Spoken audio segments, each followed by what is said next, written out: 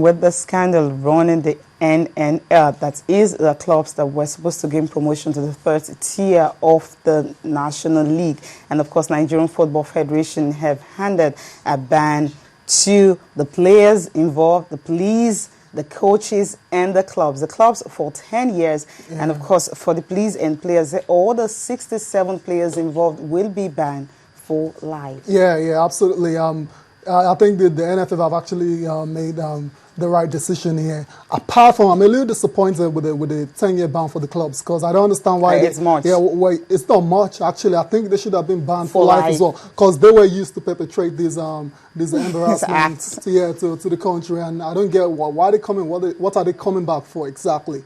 I don't understand that. Then, secondly, I would have loved to see these announcements actually made with the names of these players and the exactly. They said they want the pictures to be sent to them and all that, so that it can be published. And according to Director of Competition of Nigerian Football Federation, Mohammed Sanusi, he said the federation would scan the pictures of the indicted players and send them to the league to ensure enforcement of the sanction. So we definitely get to see the pictures of these players. And also, he said that the technical analysis of the match between the Police Machine and Bubayaro showed that the first half ended 2-0 in favor of Police, which stepped up the gear in the second half by scoring 65 unreplied goals. How possible is that? And in that match, he said 4 goals were scored in 66 minutes within the space of 1 minute by 4 different players of Police. You have Abubakar Mustafa, Harrison Small, Lenny St. John, and Bashir Yahaya, all of them scoring in the space of just 1 minute. It is just ridiculous, because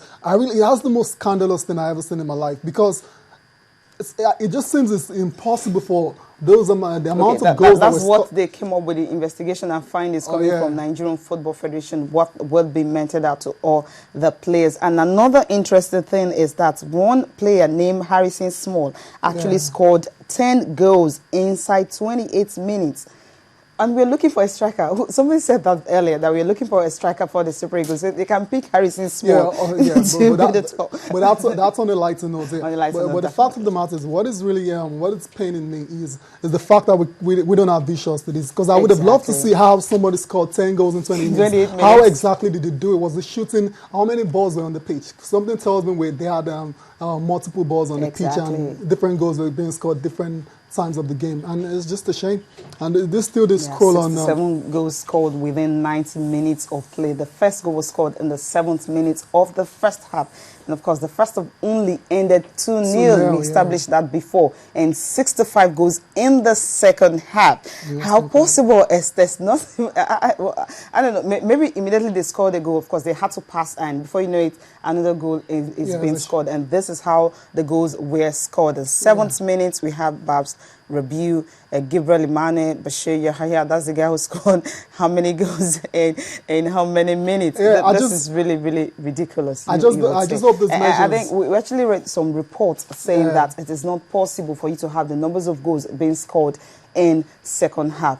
I don't know how it that's what I said, but unfortunately now we didn't get to see the visuals, so we didn't know exactly how that happened there. That's the shame about it. In this the social media era, where I'm disappointed nobody actually snuck a camera into the ground. Just get it, on the phone, phone camera, and just put it on YouTube, and I'm sure they're going to have massive hits right now. But of course, it's a shame, and I hope these measures are actually effective, because we don't want to see none of these players back playing football in Nigeria. I'm not sure, because they said they also sent a copy of the action that was taken against these players and clubs to FIFA and, of course, to CAF, so that they will know that these players, all the names displayed on the screen, they would not be able to play football again. Why the clubs have been banned for 10 years. I don't think these clubs will come back to playing football. No, it's going to be very, very difficult for them. They just can't come back to that. Things like this will not repeat itself again. But I just pray and hope that when, according to what NNL, talking about the chairman of